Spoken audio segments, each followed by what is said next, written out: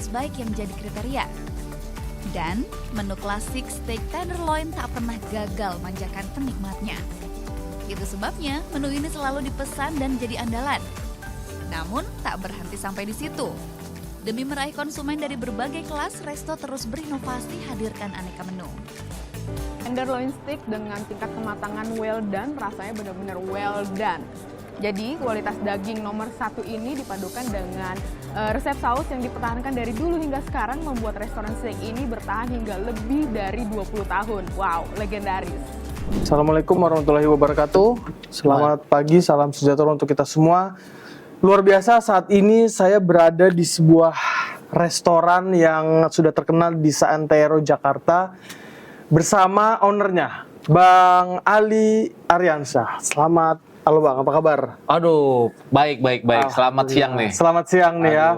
Terima kasih sudah datang. Waduh, ini saya terima kasih banyak nih sudah diberikan kesempatan. Jadi teman-teman, saat ini saya langsung berdiskusi ya, sharing dengan Bang Ali Aryansyah sebagai owner dari Abuba Steak yang ada di Indonesia.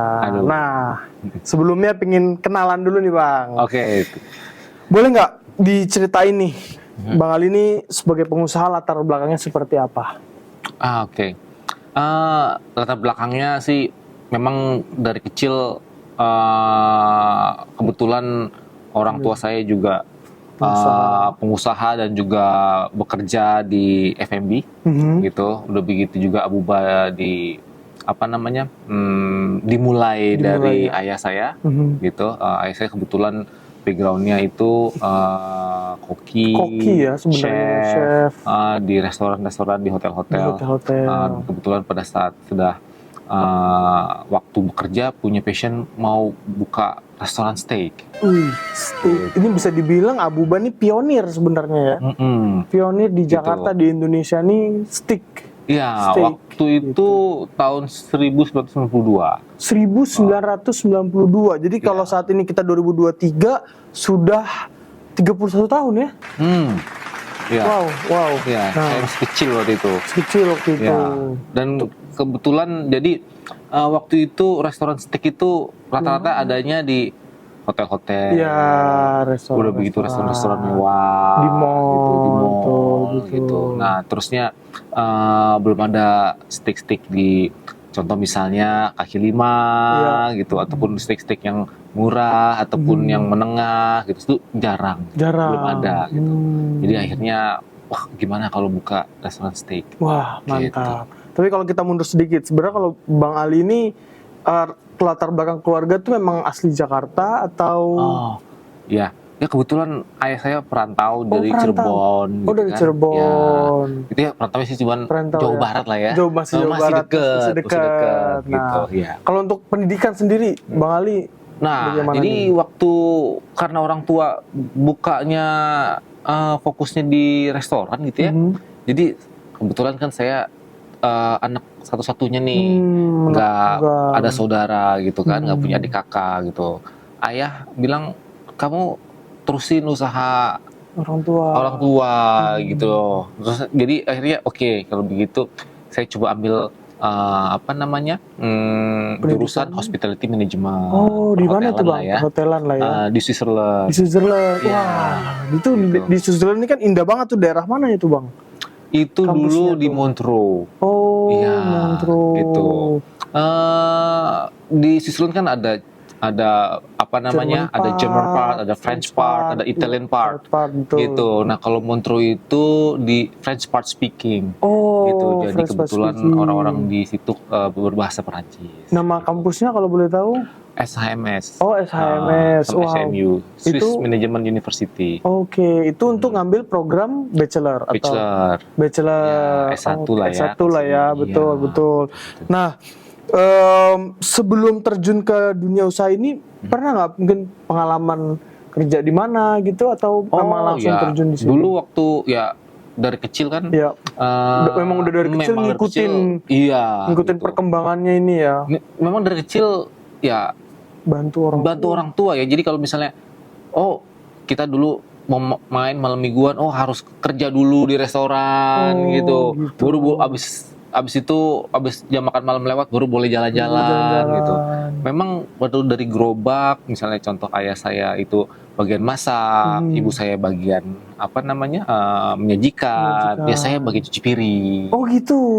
Wow, Gitu. Kan dulu kan bener-bener. dari gerobak mungkin kalau sekarang itu dorong gerobak kayak pecel lele lah kalau Iya. lebih begitu. Jadi dulu ada makanan tongseng, ada ayam bakar gitu, ada sate. Sate, betul. Cuman kebetulan ada menu steak dan menu steak itu yang menjadi direspon baik oleh market gitu, oleh Market. pasar Oke, gitu. Akhirnya menarik. fokus ke steak. Stick. Oke, menarik. Nah, berarti kan em, semua ini berawal dari ayah, benar-benar merasakan dari nol banget bisa dibilang ya.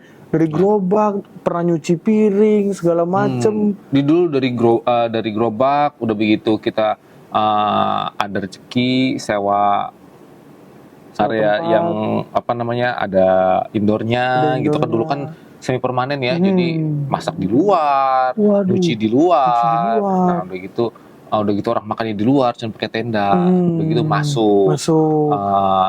seperti warung gitu. Nah dari warung masuk lagi diperbesar, gitu. Udah begitu akhirnya buka lagi, pindah ke tempat yang lebih besar dan bisa buka cabang di tahun 2006.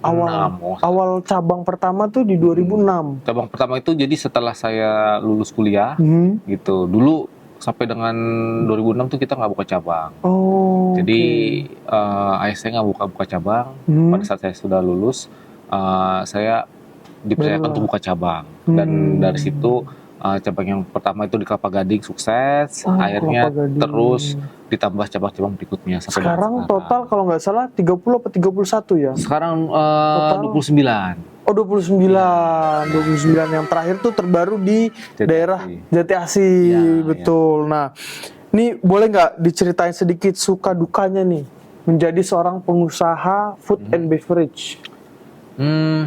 Ya suka dukanya, ya sukanya pada saat ya bisnis berkembang, bertambah gitu ya. Udah begitu juga ada apa namanya, kita mulai inovasi-inovasi produk-produk baru, inovasi-inovasi apa namanya, bangunan-bangunan, desain-desain baru. Ya dukanya biasalah ya. Kalau pada saat mungkin dulu ada Krismon, Oh, berarti sempat Krismon, ya, merasakan ya. Gitu. Udah begitu krisis daging. Krisis daging. Udah begitu kayak kemarin pandemi, Pandemi, gitu kan. Wah, betul, ya aduh. biasa lah ya. Namanya dinamika bisnis ya. Ya pastilah ya. Yap. Nah, sebagai seorang, berarti sekarang bisa dibilang yang memanage perusahaan ini Bang Ali langsung ya? Ini gimana nih sebagai seorang leader, sebagai pemimpin perusahaan itu memanage 29 cabang tuh gimana tuh caranya tuh? Tipsnya aja, nggak harus semuanya secara besar, tapi tipsnya nih buat teman-teman. Ya mau nggak mau memang kita harus terus ikut apa namanya perkembangan zaman ya. Ya maksudnya akan ada teknologi terus berkembang. Udah gitu sistem manajemen juga terus berkembang, sistem akuntansi berkembang gitu. Nah itu mau nggak mau mungkin satu kata kuncinya adalah continuous improvement. Continuous improvement nih jadi kata kunci penting nih, continuous improvement. Iya, gitu. Karena seiring zaman berkembang, konsumen juga dulu mungkin taste-nya ataupun seleranya ataupun keinginannya itu di tahun 90-an sampai tahun 2000 beda. Beda, betul. 2010 beda lagi.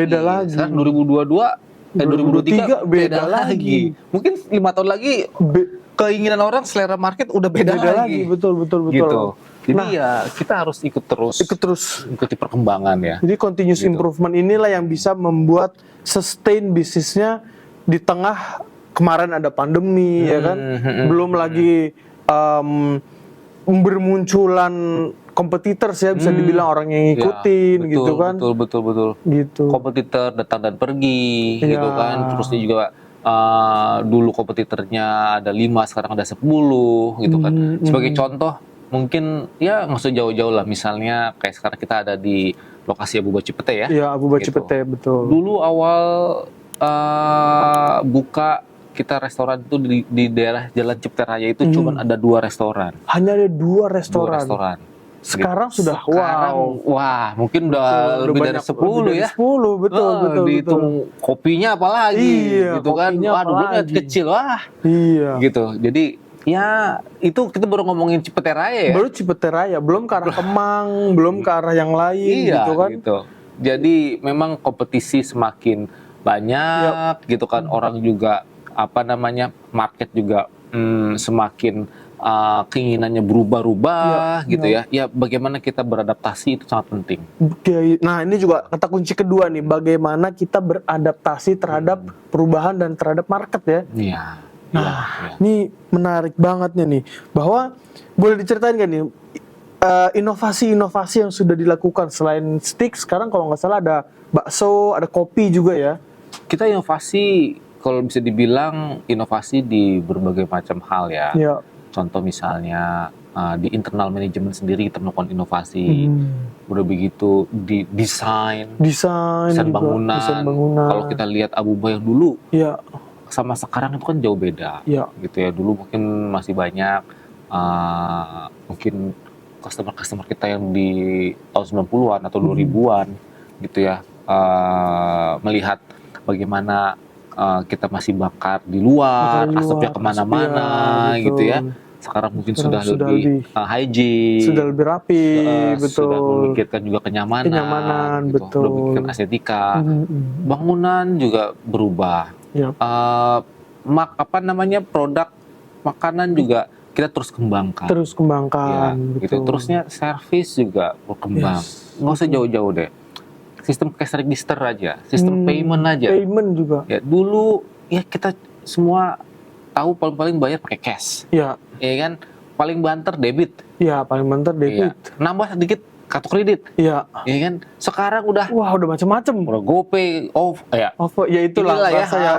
Ya, itu ya. Paymentnya menggunakan sekarang kalau apa namanya tinggal scan ya. Ya, payment Scan, gateway-nya payment banyak. gateway-nya banyak gitu. Gitu. Jadi Dengan- opsi pembayaran aja sekarang, kalau dulu opsi pembayaran cuma 1, 2, Iya, 3. betul 3. Sekarang mau bayar pakai apa? Mau pakai handphone, mau pakai dompet kartunya bejibun. Bejibun itu bisa.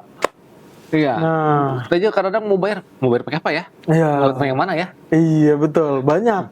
Pilihan banyak. Betul. Mau pilihan bayar banyak, pilihan restoran banyak, pilihan opsi menu banyak, Betul, gitu. betul. Jadi betul. sekarang memang konsumen itu sudah semakin dimanjakan dengan banyaknya pilihan. Yes.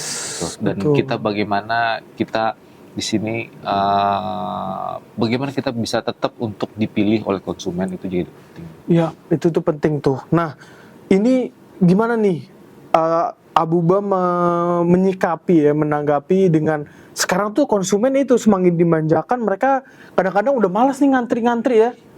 Mereka hanya dengan klik nyampe ke rumah nih.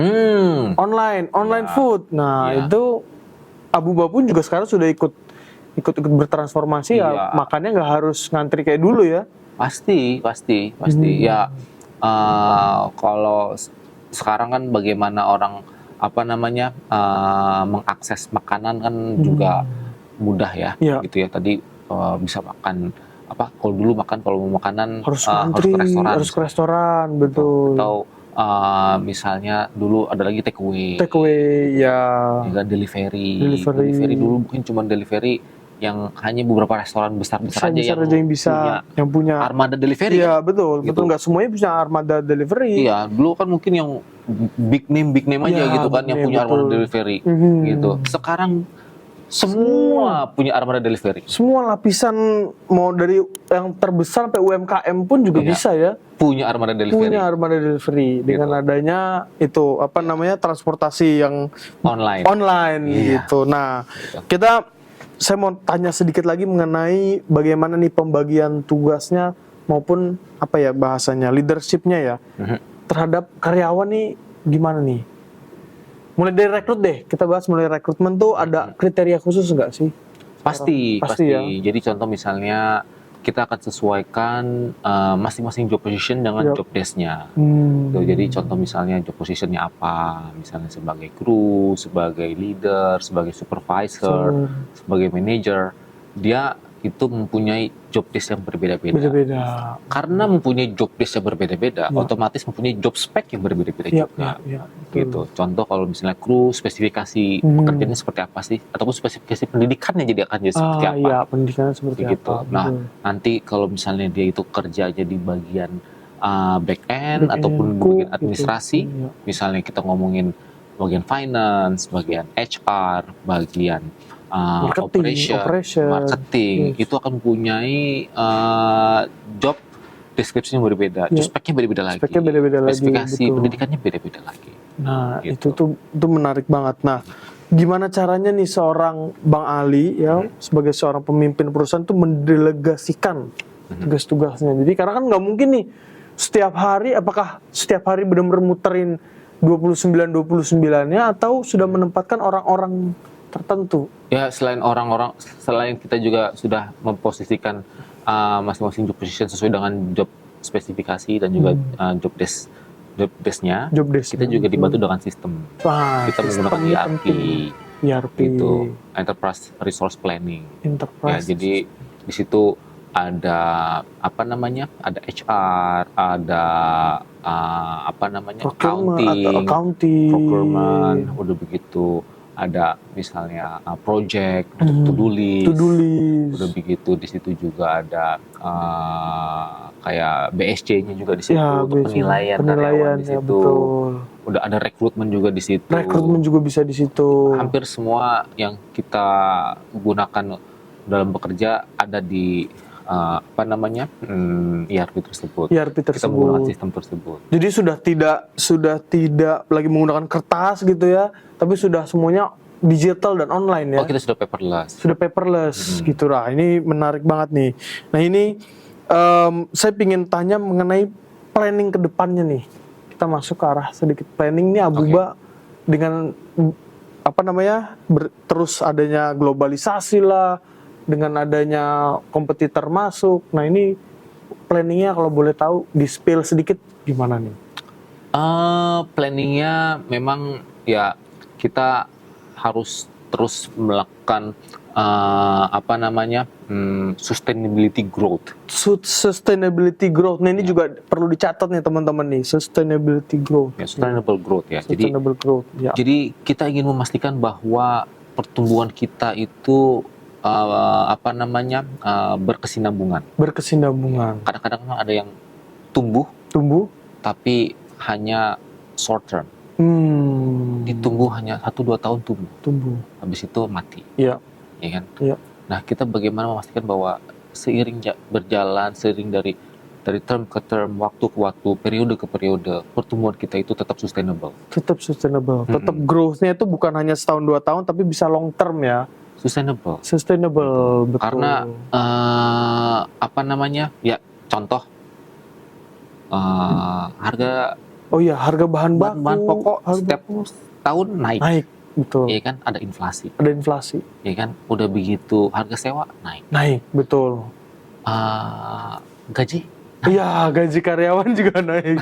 Betul. gitu. Jadi kalau pertumbuhan perusahaan itu tidak sustainable, sedangkan yang lainnya naik, ini akan berakibat buruk untuk jangka panjang sebuah perusahaan. Betul.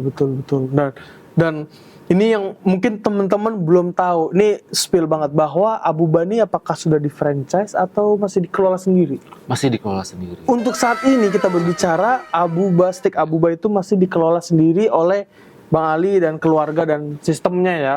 Tentunya dengan sistem. Nah, saya mau tanya agak sedikit personal. Cara bagi waktunya gimana nih dengan keluarga? Apakah benar-benar 24 jam kerja terus atau ada bagi waktunya juga dengan keluarga, kapan liburan gitu? Sebetulnya untuk masalah bagi waktu, Iya, bagi waktu. ini masalah distribution of workload aja. Jadi kalau semuanya dikerjakan sendiri, pasti nggak akan handle. Pasti nggak, ya betul. Ya kan, contoh misalnya di struktur organisasi ada bagian, contoh misalnya HR bagian ngurusin HRD, human resources-nya, ada bagian betul. legal, Ada yang legalnya. ada yang bagian finance, ada yang bagian menu development, Menu development. ada yang bagian Operasional. operasional, ada yang bagian marketing, Marketing gitu ya. gitu. Ya, jadi bagaimana kita bisa ya pasti kerjaan itu ada gitu kan. Nah, Iya. bagaimana mengelola pekerjaan ini, bagaimana mendistribusikan pekerjaan, itu juga jadi penting. Iya. Dan tadi untuk dari sisi controllingnya, untuk dari sisi monitoringnya, ya baik lagi kita bisa menggunakan bantuan dari sistem. Bantuan dari sistem. Nah, inilah yang penting nih. Nah, gini. Ini kita masuk ke Bang Ali yang sudah 29 cabang. Gimana nih? Saya pengen dengar pesan-pesannya nih bagi generasi muda yang mereka juga punya passion terhadap dunia F&B gitu kan, senang masak-masak, tapi pengen juga terjun ke dunia usaha. Karena itu dua hal yang berbeda kan? Ya. Betul. Apakah cuma sekedar ngerti cara bikin masak yang enak doang, tapi bedanya dengan mengelola bisnis. Oke. Ya, sebetulnya kalau kita ngomongin bisnis, Ya. ya di setiap industri pasti ada challenge-nya masing-masing, Yes. ya kan? Mungkin di industri otomotif challenge-nya apa, Ya. di industri kecantikan, Iya, beauty juga ada. kesehatan, gitu ya. Kalau di industri makanan, ya ini sebetulnya kalau saya ngomong kuenya besar, Wow, kuenya gitu. besar banget. Karena orang makan tiap hari, Yes. Iya kan? Setiap orang butuh makan. tiap butuh hari. makan, gitu. Orang makan sehari 3 kali, Ya. ada yang kurang, ada yang lebih juga, Iya, betul. gitu. Tapi kan orang kalau beli mobil kan nggak mau tiap hari, Iya, betul. Iya kan? Mm-mm. orang ke dokter nggak tiap hari, Yes. gitu. Jadi otomatis di situ Peluang itu ada. tadi bisa dibilang peluangnya besar, Peluangnya besar ya, opportunity-nya tuh besar. Marketnya gede. Marketnya gede banget. marketnya gede. Ya. Tapi di satu sisi, karena marketnya gede, yang masuk ke situ juga gede, Ya. yang masuk ke situ juga banyak, Yang masuk juga banyak. gitu. Jadi kita berkompetisi itu bukan cuma sama 1-2 Dua orang. organisasi ataupun 2 restoran ataupun 2 Perusahaan orang, atau 2 orang, tapi Banyak. banyak ya. gitu. Nah, sekarang pertanyaannya bagaimana kita bisa berbeda, bisa memberikan value lebih untuk customer supaya customer itu bisa pilih kita. Nah, ini, Gitu. ini tips menarik nih. Gimana nih caranya customer tuh tetap memilih dan bisa loyal kalau perlu. Ya. Nah, satu sisi juga tadi seiring dengan kita masuk ke bisnis baru atau Iya. F&B misalnya di sini, pasti tantangan, tadi setiap bisnis ada tantangannya. Tantangan akan banyak gitu. Pertanyaannya kan sekarang bagaimana kita bisa resilience, gitu. Bisa Resilience. persistence gitu. Persistence. Wah, itu juga Ya. kata kunci tuh. Bagaimana kita bisa pantang menyerah Pantang menyerah. gitu. Karena kalau misalnya aduh gagal, sekali gagal, 2 kali gagal, 3 kali gagal, udah nyerah. Itu udah selesai. Gitu. Tapi gimana caranya untuk terus mencoba dan terus berusaha ya? Terus bangkit tadi, terus Terus bangkit. continuous improvement. Terus Oh, ini gagal, diimprove lagi. diimprove. Bukan gagal nyoba lagi tapi dengan hal yang sama ya. Ya, Kalau dicoba lagi dengan hal yang sama ya sama sama aja bohong. bohong, betul. Di mana proses pembelajarannya Ya, gitu. Ini kan di sini kan ada learning process. Learning Main situ process. setiap kali mencoba kita terus mengimprove. Iya, bukan hanya mengimprove produk ya, Iya. mengimprove produk, mengimprove service, Iya. mengimprove tata kelola, manajemennya, Manajemennya. dan lain-lain. Wow, itu penting banget tuh, continuous improvement, ya kan, resilience, persistence. Nah, ini menarik nih. Terakhir nih, tips aja deh, sedikit aja tips buat teman-teman yang sekarang mungkin masih pekerja atau mungkin masih kuliah, pingin masuk ke dunia F&B. Terakhir, Tips. Tipsnya ya